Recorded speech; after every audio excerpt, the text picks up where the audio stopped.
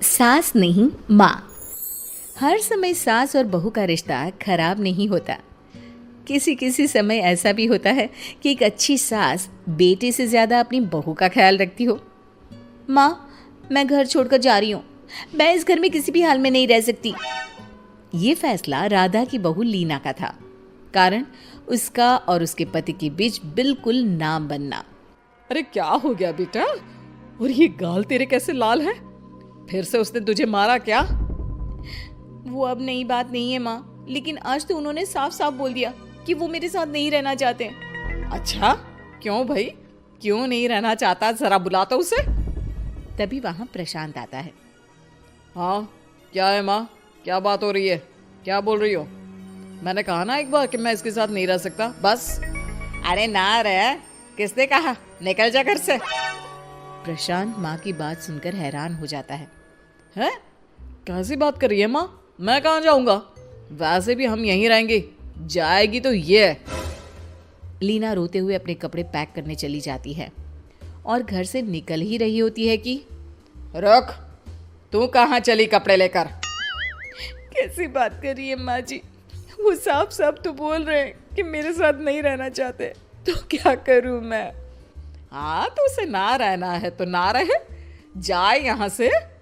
तू भूल गई बहू, घर मेरे नाम का है, तेरे पति के नाम का नहीं। तो निकलेगा ये, तू नहीं। कैसी बात कर रही है माँ? मैं बेटा हूं तेरा। ये जाएगी घर से बाहर। ना ना बेटा, तूने मेरे लिए किया ही क्या है? अरे सारा दिन ये बहू है जो मेरा ख्याल रखती है। ये कमाती है और सारा खाना भी बनाती है। एक एक पैसा घर पर देती है। अरे मेरी कौन सी दवा है कौन सी नहीं, ये भी इसी को पता है। तुझे पता है क्या? तेरी दवा?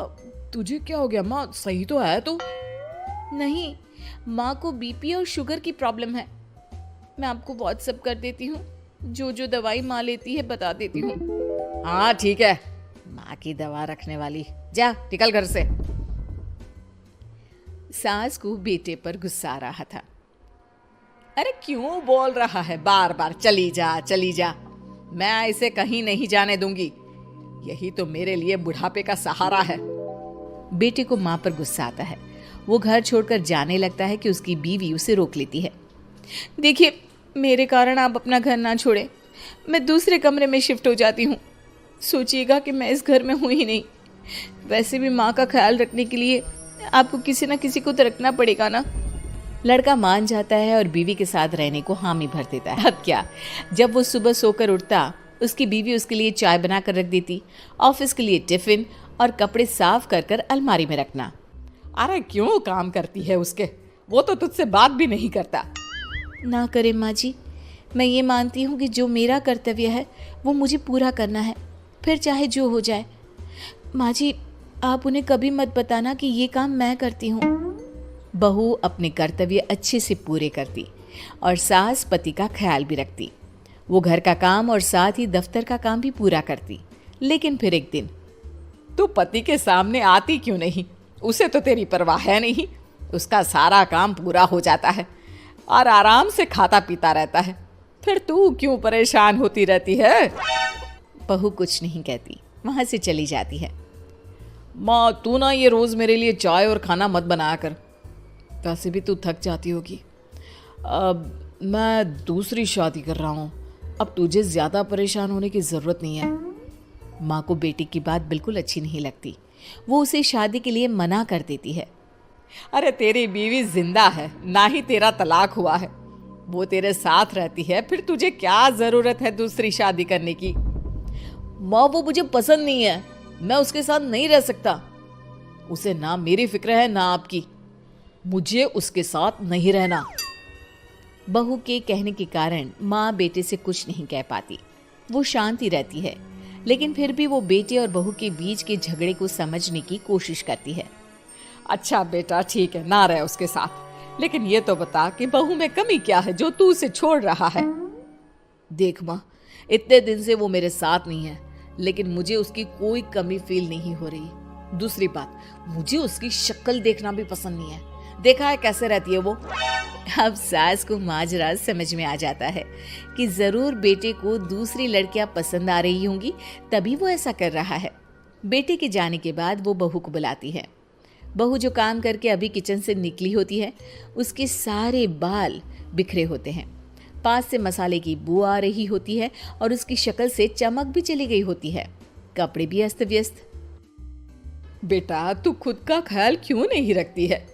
माँ जी, वक्त ही नहीं मिलता, फिर आजकल तो ऑफिस घर से ही चल रहा है, तो क्या ख्याल रखना। ऐसा नहीं है बेटा, ऑफिस घर से चल रहा है तो खुद का ख्याल ना रखा जाए। अरे देख, दूसरी लड़कियों को कितनी स्मार्ट होकर रहती है। पर माँ जी, अब क्या जरूरत है, घर चल रहा है ना ठीक से, और क्या चाहिए।